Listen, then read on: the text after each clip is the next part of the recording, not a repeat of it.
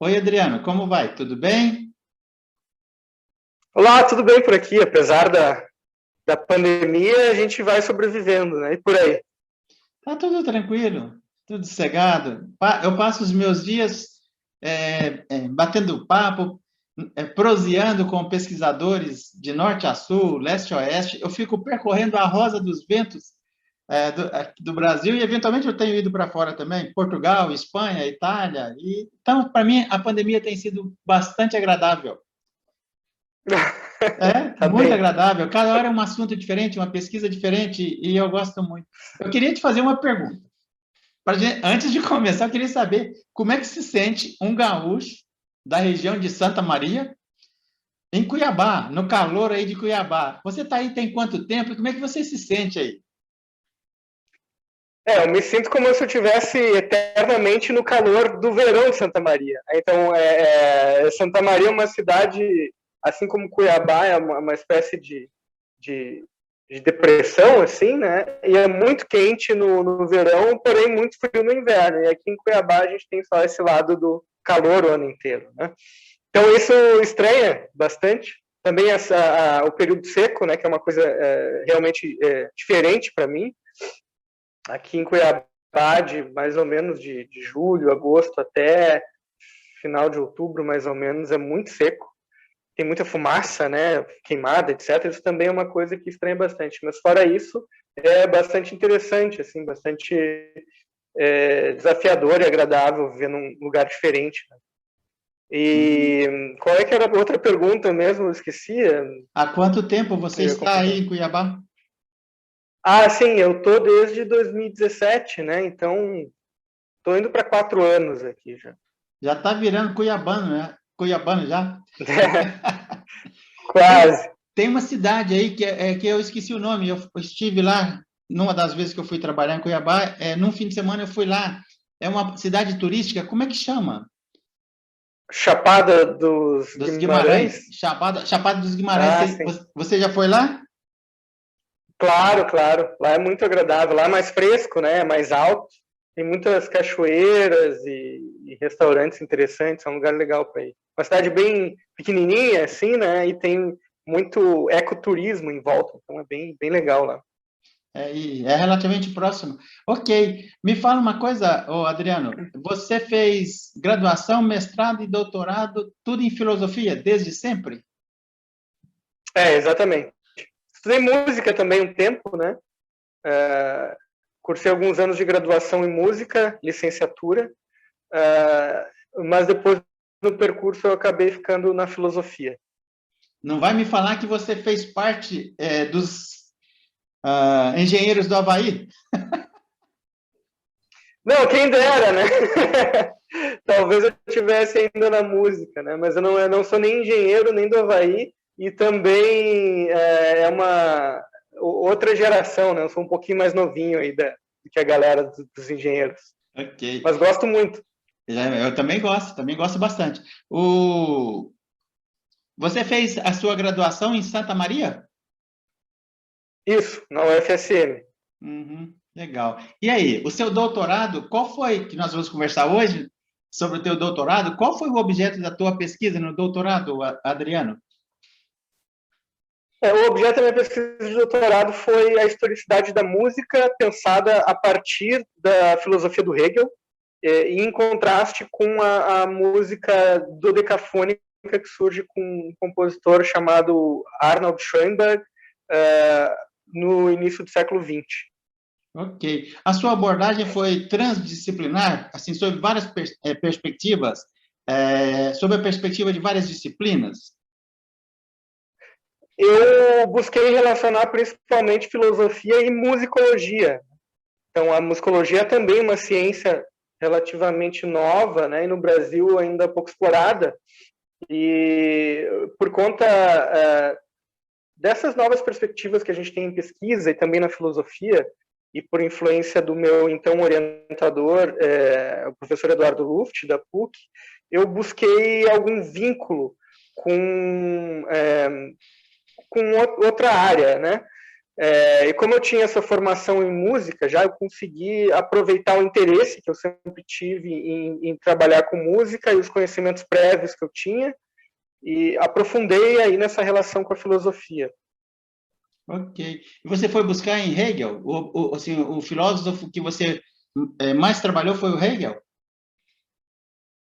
O Hegel foi o objeto da minha análise central, né, digamos assim. Então, na verdade, o Hegel foi o que me segurou na filosofia de alguma forma, porque de início eu comecei cursando filosofia, migrei para a música e depois eu fui fazendo os dois em paralelo, né? Naquela época a gente ainda podia fazer 2 cursos na UFSM, onde eu estudava, então. Eu cursei um tempo em paralelo às 2 faculdades e depois eu acabei migrando para a filosofia e eu buscava fugir um pouco de qualquer perspectiva quadrada, assim, né? E a academia, às vezes, ela, se por um lado ela abre novos mundos, por outro ela pode ser um tanto castradora, né? E em Hegel eu encontrei um tipo de pensamento distinto, assim, desse positivismo que nos domina hoje em dia, e uso o positivismo de uma maneira um tanto ampla, né? Porque ao ler Hegel pelas primeiras vezes, né, aquilo foi muito desafiador. Em algum momento eu tive um insight, assim, lendo o capítulo 4 da Fenomenologia do Espírito, justamente aquela famosa passagem do Senhor e do Servo, e eu li aquilo umas 4, 5 vezes e acho que na 4ª vez eu tive um estalo, né? Eu percebi que para entender o pensamento do Hegel a gente tem que andar em 2 direções ao mesmo tempo. É como se a gente tivesse que olhar de uma perspectiva, da outra perspectiva e depois uma espécie de metaperspectiva, que inclui essas 2, né? Isso ficou batendo na minha cabeça durante algum tempo, assim, e foi por aí que eu resolvi, de alguma forma, me manter na filosofia, né? E a música, inicialmente estava fora da pesquisa. Eu pensava em fazer pós-graduação, de uma maneira um tanto mais tradicional, e apenas depois abri uma pesquisa sobre música, porque não era muito bem quisto, muito bem recebido um projeto de pós-graduação em filosofia da música no Brasil, e ainda hoje não é muito bem visto. Fazer isso é como se fosse uma coisa desimportante ou alguma coisa muito específica, quando na verdade o que acontece é simplesmente que a área não está bem desenvolvida e bem explorada no Brasil. Não é que é algo muito específico fazer filosofia da música. É que a gente tem uma péssima educação musical também no Brasil. Isso é terrível, né? A gente escuta música no rádio, a gente tem uma musicalidade muito rica na cultura popular, mas a gente não estuda música, né? Então nós somos ignorantes em muitos aspectos da música, principalmente quando a gente vai teorizar sobre ela. E aí eu finalmente eu entrei no doutorado com outro projeto, que era uma espécie de continuação do meu mestrado. Eu ia passar do Kant, onde eu explorei o conceito de eu na filosofia teórica, para a filosofia do Fichte, né, que usa então o eu sou, né, como cerne da filosofia. E aí eu tinha esse interesse de vincular a filosofia do Fichte com alguma ciência externa à filosofia. Eu cheguei a especular psicologia social, algo desse tipo, né? E depois, lá pelo meio do meu doutorado, um pouco antes da metade, né, 1 ano e meio depois, após uma aula eu fui conversar com o professor que então era meu orientador, e ele estava trabalhando com dialética e filosofia da ciência nessa perspectiva de interdisciplinaridade, e eu apresentei uma ideia sobre música, né, e história da música, principalmente nessa transição entre a música tonal e atonal, e ele me estimulou a trabalhar com essa questão. Então eu fiz essa virada, né? Eu fiz essa mudança na minha pesquisa, que acabou me tomando tempo e mais trabalho também, porque no meio do doutorado você mudar o objeto da sua pesquisa é algo que gera um trabalho um tanto pesado, mas foi muito bom e surpreendente, porque eu não esperava, então, poder trabalhar com filosofia da música ainda antes de terminar o meu doutorado. Então eu pude escrever essa tese com o estímulo do meu então orientador, o professor Eduardo Luft, que foi bastante aberto à possibilidade de desenvolver essa ideia. E agora, então, eu aprofundo a pesquisa que eu dei início no doutorado, né? Dei continuidade a essa pesquisa e pretendo ir ampliando ela com o tempo e, de preferência, junto com outros poucos colegas aí que trabalham em filosofia da música e introduzindo isso como uma disciplina no campo filosófico no Brasil. Ok. Adriano, deixa eu fazer um parênteses aqui, fazer uma pergunta para você, com relação a um comentário que você fez, fora da questão do teu doutorado, mas que eu achei interessante e procedente. Você falou que, infelizmente, no Brasil, a gente não tem a cultura de estudar música desde de criança e tal. Você teve a oportunidade de estudar música? A tua família colocou você para estudar? Porque você é músico também. Desde criança você toca? Como é que é? Como é que foi a sua história na música? Não, na verdade, também é uma história que envolve justamente essa precariedade, né? Muito embora eu tivesse interesse por música já desde criança, eu não estudei música quando criança. E eu fui redescobrir a música na adolescência. Então comecei a ouvir heavy metal e rock, né? E aí me deu muita vontade de tocar. Então eu decidi primeiro que eu queria tocar contrabaixo, né? Mas eu acabei conseguindo uma guitarra que meu tio me deu, porque ele tinha uma guitarra lá que não estava sendo usada. E aos 13 anos, então, eu comecei a tocar guitarra, fui fazendo aulas particulares, e aí que eu comecei a estudar música. O problema é que começar a estudar música tarde tem os seus prejuízos também. A gente desenvolve a percepção musical e a leitura pouco, né, quando a gente começa na adolescência. É por isso que é muito importante começar na infância. Você fixa melhor os intervalos musicais, né, desenvolve mais a percepção. E eu ouvia muito de um professor que eu tive na faculdade de música, que se você não começou a estudar música no máximo até os 8 anos, você não poderia ser músico. Eu acho que ele estava errado, tá? Eu acho que isso, inclusive, é antipedagógico, acho que é antiprofissional até você ficar utilizando as suas aulas para desestimular os seus alunos. Mas, de certa forma, ele foi a pessoa que me deu o último empurrão para fora da música, e foi bom, porque eu acabei me satisfazendo na filosofia. Ok. Vamos voltar lá para o Hegel. Fala um pouquinho sobre a razão hegeliana e como ele trabalhava as contradições. Eu achei tão interessante. Você falou que demorou um pouco para perceber como ele trabalhava as contradições. Volte nesse ponto, comente um pouquinho a razão hegeliana.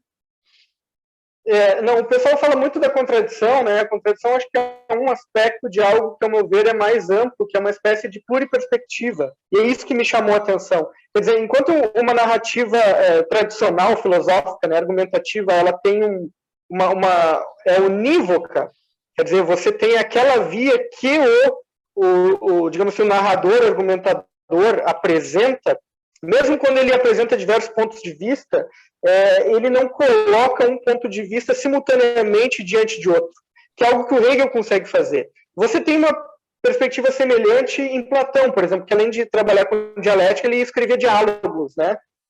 Mas eu acho que o Hegel ele nos coloca de uma maneira muito mais radical nessa pluriperspectiva. Isso que me chamou a atenção. Inclusive, eu trabalhei na minha tese em algum lugar lá, que eu não me lembro muito bem onde está, essa questão da pluriperspectiva também na audição musical. Né?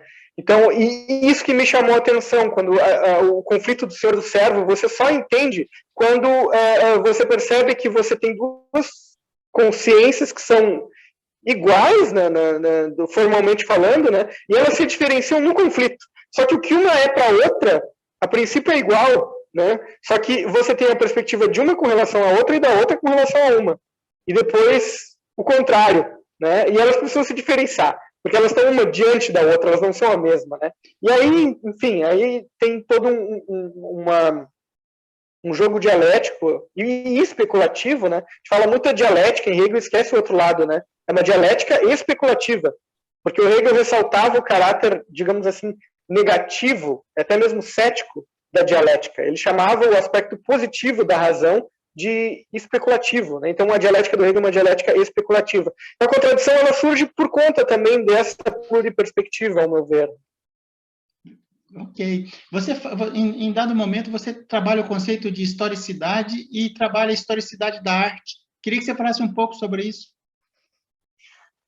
Então, o que mais me chama a atenção na perspectiva do Hegel, além do que eu chamei aqui de pluriperspectiva, né, é também como ele historiciza basicamente tudo. Não é uma historicidade no sentido de uma história empírica, né, mas, ao contrário, ele se de um lado ele traz o conceito para dentro da perspectiva histórica, quer dizer, a gente não faz história simplesmente relatando eventos ou fatos, né, e elencando um depois do outro numa mera cronologia, mas a história, pelo menos vista filosoficamente, ela precisa de um sentido, né?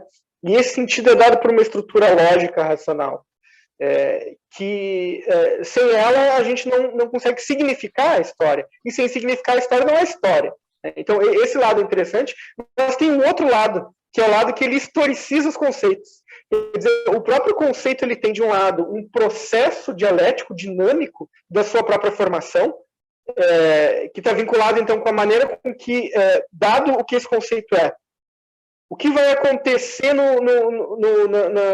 por meio da sua análise, do lado lógico, mas também da sua concretização, né? Porque, diante de um conceito, estão outros conceitos, está, digamos assim, uma realidade, e a perspectiva do Hegel não é meramente teórica, ela é uma perspectiva prática e uma perspectiva em que teoria e prática não juntas, né? Isso está muito claro na fenomenologia do espírito. Então, o que acontece?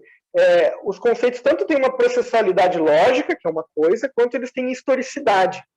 E aí, nesse caso, quando a gente vai para a arte, o Hegel vai trabalhar o conceito da arte e a historicidade da arte. Então, a arte ela se realiza por meio da prática humana. E aí o Hegel elabora estágios, né, dessa concepção artística, né, que ele chama de formas particulares de arte, na edição da Filosofia da Arte, que foi publicada primeira, né, que é a edição de um aluno dele chamado Gustav Rotto. E o Hegel divide basicamente em 3 estágios históricos a arte. Né? O primeiro estágio é o estágio que ele chama de simbólico, que seria uma espécie de pré-arte, quer dizer, o ser humano está tentando expressar aquilo que ele expressa por meio da arte, que é basicamente, eu interpreto assim, uma espécie de identidade coletiva, que não é meramente política, né, mas é uma autointerpretação humana, o humano entendido aqui não enquanto sujeito isolado, mas enquanto aquele que se constrói naquilo que o Hegel chama de espírito absoluto, portanto, no vínculo com os outros, no vínculo político, no vínculo cognitivo com as coisas, com a natureza, etc., mas também na sua autoconstrução coletiva, cultural. Né? E a arte é um desses momentos. O primeiro momento é o que ele chama de simbólico, em que ainda não há uma plena consciência do que se está fazendo, né? E depois o segundo momento é o clássico, representado pelas culturas principalmente gregas e romanas antigas, e depois tem a fase, e essa é onde a arte encontra plenamente o seu conceito, né? O objeto artístico tem, digamos, uma espécie de realização, quer dizer, a cultura humana é expressa principalmente por meio da arte. E o momento posterior é o momento em que a consciência humana ultrapassa a arte e reconhece que o significado que ela está buscando não pode ser dado pelo objeto artístico, porque o objeto artístico é finito. E enquanto a significação que a cultura humana procura é infinito, transcende a matéria.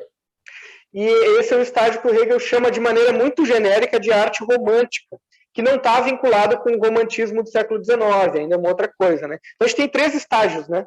São esses estágios históricos. Mas ainda dentro de cada uma das artes singulares, o Hegel são a arquitetura, a escultura, a pintura, a música e a poesia, entendida aqui como literatura, e também a gente poderia dizer artes cênicas em geral, teatro, etc.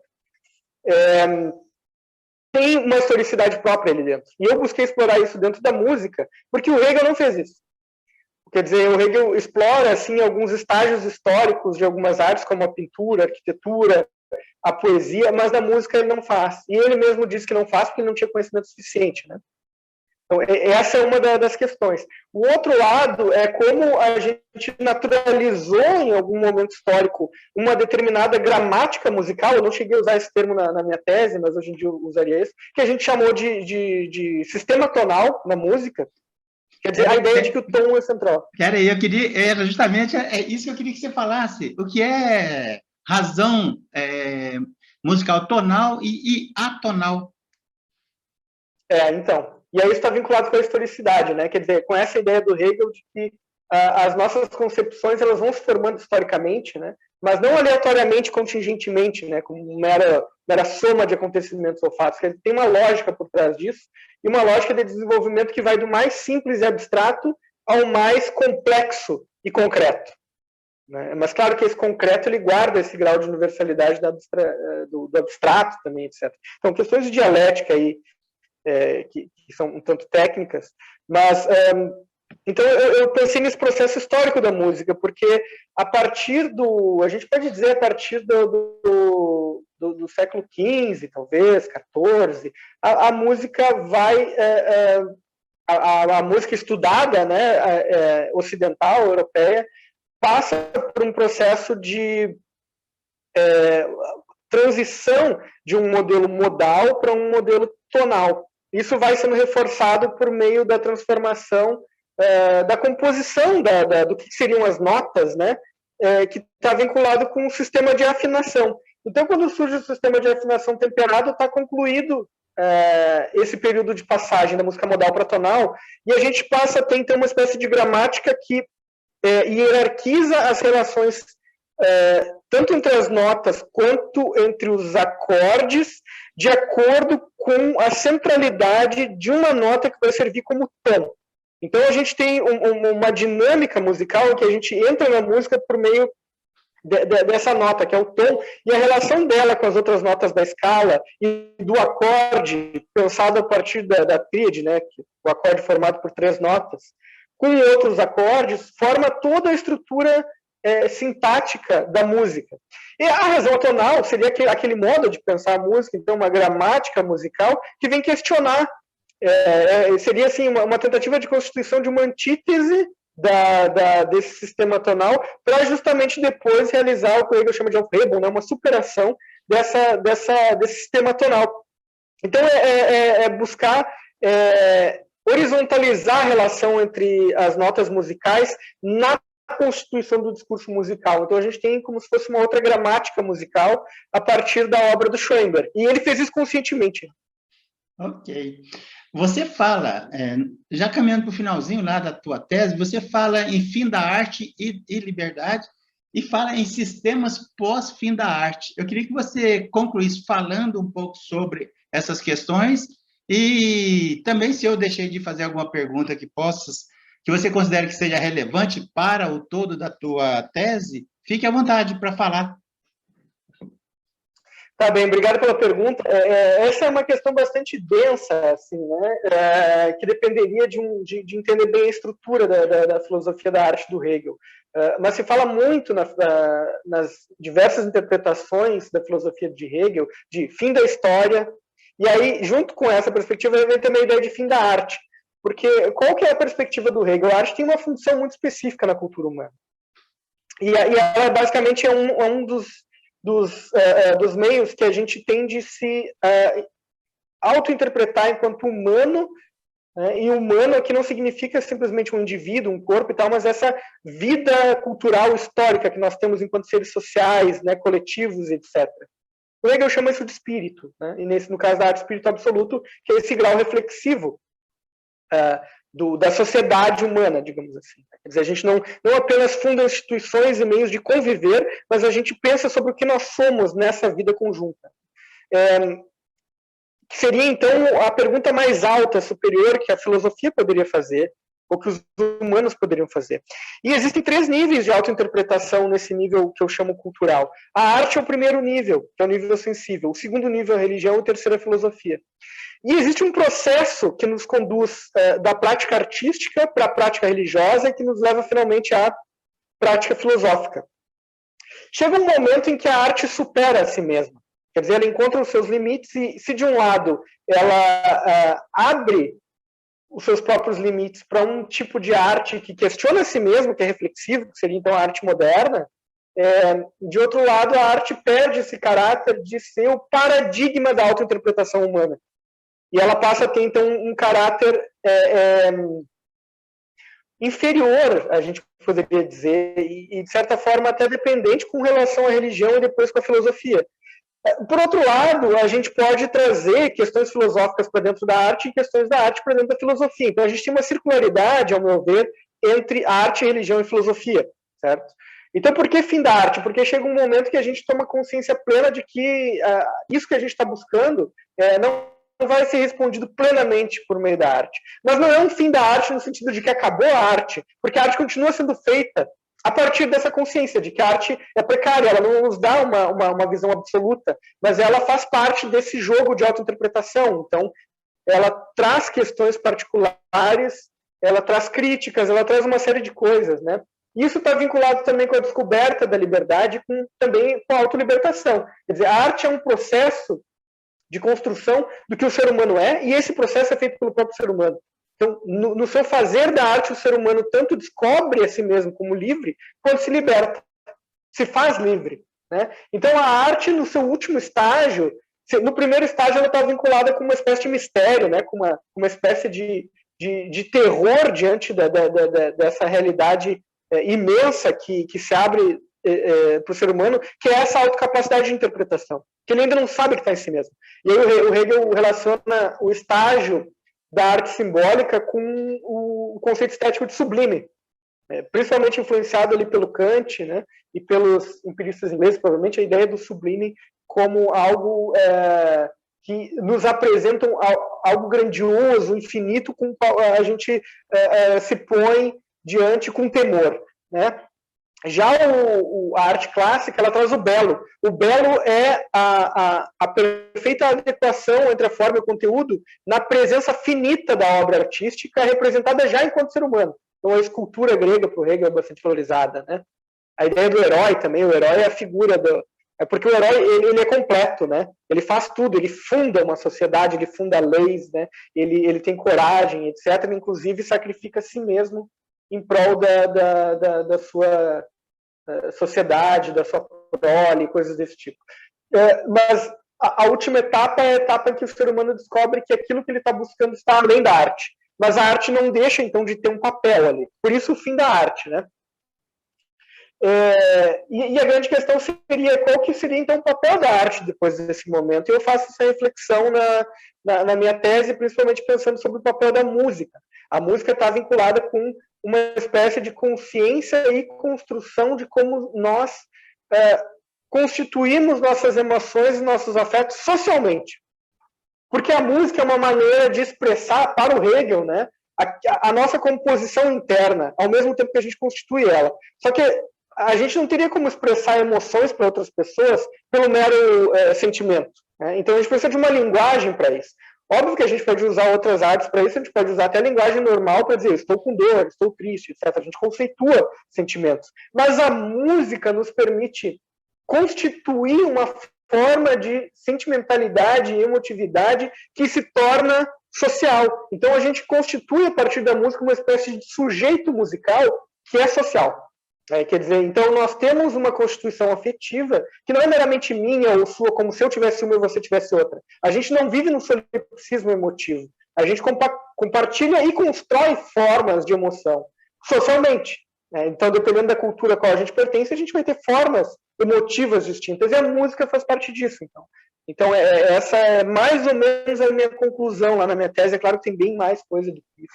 Não sei se eu respondi bem a questão, se tinha bem alguma outra coisa. Não, respondeu, mas eu fiquei com uma curiosidade. Como músico, o fato de você ser músico, ter feito música,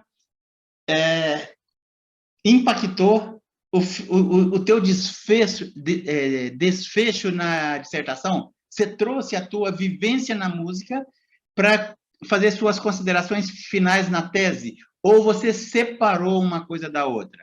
Foi mais racional? Como é que foi isso? Não, com certeza isso afeta, né? Mas o fato de ter trazido isso não significa que eu tenha deixado de ser racional. Porque esse esgotamento da história da arte, digamos assim, ou pelo menos a possibilidade de interpretar isso como um esgotamento, aparece também para os músicos. Então a gente vai estudar música lá, a gente descobre que se você quer compor alguma coisa, se você compõe algo comum, uma música de rádio, você fez algo que muita gente já fez. Aquilo está esgotado. A linguagem do classicismo está esgotada. A linguagem do romantismo está esgotada. O que é fazer algo novo para você realmente, né, ser um compositor, digamos assim? Bem, você precisa lidar com a música do seu tempo, mas não a música do seu tempo que o pessoal ouve no rádio, a música que os grandes compositores fazem, né? São aquelas pessoas que entenderam o processo histórico da música e entendem que a gente precisa ler o nosso tempo e entender qual que é a música do nosso tempo, qual a música precisa ser feita para o nosso tempo, não meramente repetir o passado.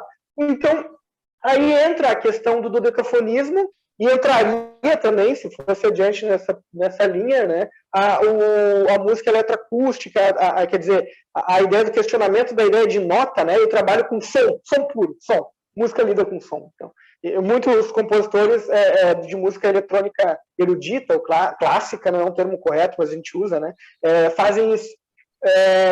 E isso estava vinculado, de alguma maneira, com uma espécie de frustração que eu tive ao começar a estudar a história da música, quando eu estava na faculdade, e perceber que, digamos assim, para usar um dito já clássico, né, não há nada de novo sob o sol. Né? Então, quer dizer, o que eu vou fazer aqui? Quer dizer, a música é uma mera conjunção de notas de acordo com regras lógicas? Se é isso, uma máquina pode fazer música. Bem, uma máquina pode fazer música. É claro que ela pode. Mas será que a música perde o sentido de liberdade que a arte pode trazer só porque uma máquina pode também fazer música? Que a gente pode meramente combinar notas de acordo com regras? E aí a gente vem para toda essa reflexão aí que eu tentei trazer na minha tese. Então, sim, está vinculado a uma questão pessoal, um interesse pessoal, e seria impossível de separar uma coisa da outra, né? Mas não sei até que ponto também isso está vinculado com prática, com a minha prática musical. Quer dizer, está vinculado com uma espécie de reflexão filosófica que eu fiz como músico também. Adriano, você continua compondo? De certa forma, sim. Quando as coisas aparecem, eu vou anotando, eu vou gravando ideias e tal, mas nunca mais tive tempo de realmente parar para completar as coisas que eu começo, né? Então, eu vou guardando algumas ideias, algum dia eu espero que eu possa gravá-las sem pretensão, assim, né? Legal. Mas como uma prática artística mesmo, né? Que é algo que eu faço também para dar sentido para a vida, eu acho. Legal. Adriano, muito interessante, viu? A tua trajetória de vida, você no interior do Rio Grande do Sul, depois, acho que você foi para Porto Alegre, não sei, depois agora em Cuiabá, e, nossa, você, assim, fez uma pesquisa de doutorado que eu achei extremamente arrojada. Eu imagino que em algum momento você tenha pensado em desistir, não precisa nem responder. Porque... Você sabe por que eu brinco com isso? Eu estou brincando agora no final. Que a maior parte do pessoal que eu converso sobre os seus doutorados, e chega um momento que o cara acha que entrou numa situação ali que era melhor ele não ter entrado. Mas depois ele continua, produz assim, nossa, o que você produziu foi extremamente interessante. Extremamente interessante. E suponho que pouquíssimas pessoas caminharam pelo percurso que você fez aqui no Brasil, se não for o único. Então, ó, muito obrigado. Ah, não, peraí, antes de te agradecer, eu quero fazer um convite. Repete aí qual foi o objeto da tua pesquisa no mestrado, com o Kant lá. O que você buscou no Kant? Foi o conceito de eu na crítica da razão pura. Tá, vou deixar um convite no ar. Lá na frente, terminou o semestre, julho, ó, maio e junho eu estou com a agenda fechada, não tem mais espaço. Julho ou agosto, escolhe um dia e horário de Brasília, você está em Cuiabá, eu estou em Campinas, horário de Brasília, e vamos conversar sobre a tua pesquisa no mestrado também, tá bom? Ótimo, com certeza. Muito obrigado pela oportunidade aqui de trazer, divulgar a minha pesquisa, né, e também por ter construído esse canal, que é um canal para a gente popularizar de alguma forma também as pesquisas de filosofia. Eu vi também que tem trabalho de história, de teologia, etc. Isso é muito interessante também. Adriano, história, arqueologia, teologia, filosofia, tem de tudo. Legal, muito legal. Acho esse papel muito importante que você está fazendo. Eu gostei muito do canal e agora eu estou acompanhando, né? Sempre que eu tenho um tempo assim, eu paro para ver uma entrevista. E também vários colegas que eu conheço que deram entrevistas muito interessantes, né, no seu canal. Então, muito obrigado pelo seu trabalho também, muito obrigado pela oportunidade, muito obrigado pelos elogios.